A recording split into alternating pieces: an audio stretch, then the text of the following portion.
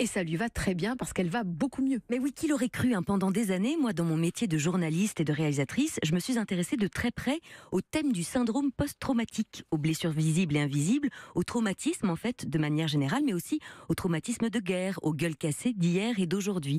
Le traumatisme, c'est très personnel, hein, puisqu'on peut très bien vivre le même événement, le même accident, la même rupture, le même deuil, et être atteint de manière tout à fait différente que le voisin, parce que cela va raviver un trouble initial à chacun. Je n'oublie pas la maltraitance verbale, ces mots qui, on le sait aujourd'hui maintenant, laissent des séquelles profondes dans le cerveau. Alors pendant longtemps, moi j'ai tendu mon micro vers ceux qui étaient blessés, avant de le retourner vers moi et d'oser enfin prendre mes blessures à bras le corps. Parce qu'à ce petit jeu-là, si je ne m'en occupais pas pleinement, dans une vingtaine d'années, on y sera encore. Ou ça, à faire du surplace, à rencontrer incessamment les mêmes freins dans ma vie. Parce que tant qu'on n'a pas compris le nœud du problème, la vie vous resserre toujours le même plat, dans de la vaisselle différente, certes, sauf que la soupe a toujours le même goût. Simplement pour nous tester, pour voir comment, cette fois-ci, on va réagir. Et c'est donc sur un cheval que vous avez dénoué tout ça. Il s'appelle comment votre cheval ? Je vais vous en parler tout à l'heure, mais il y a 3 ans, en fait, j'ai décidé d'apprendre à monter à cheval, mais pas dans un but de passer des galops, ni d'obtenir de diplôme, ça m'intéresse pas. D'abord pour apprendre quelque chose de nouveau, à 35 ans passés, ce qui m'a donné lieu à me retrouver parfois la seule adulte au milieu de très jeunes enfants lors de randonnées. Ça aussi, ça remet l'ego à sa juste place. Je voulais pas pratiquer dans un haras où l'on monterait avec cravache et éperon. Je voulais vraiment entrer en lien avec l'animal dont j'avais un peu peur, je dois dire.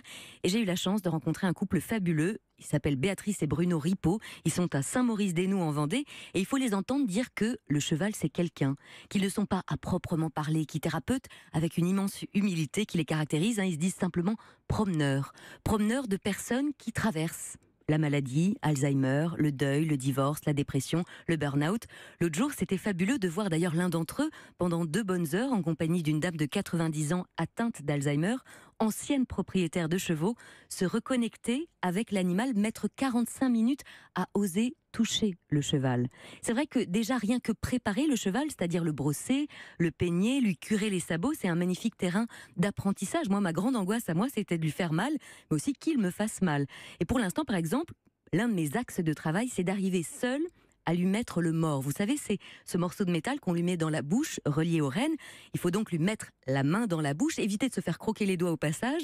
Et évidemment, à moi dont le chemin est l'expression orale, entre autres, puisque je parle dans un micro, c'est compliqué d'imposer ce geste-là. Parfois, j'ai l'impression que je le muselle, et cela m'invite en miroir à regarder la manière dont je me suis muselée pendant des années, et peut-être encore dont je me muselle aujourd'hui. Ce qui est fascinant, c'est surtout de voir à quel point, sur un cheval, tout se vit en miroir. D'ailleurs, quand on va le chercher au pré, c'est bluffant de voir que le cheval qui nous a été attribué par l'accompagnateur, mais un peu plus tôt, vient tout droit vers nous sans qu'on l'appelle, comme si déjà il savait depuis le départ que c'était lui qui nous était confié.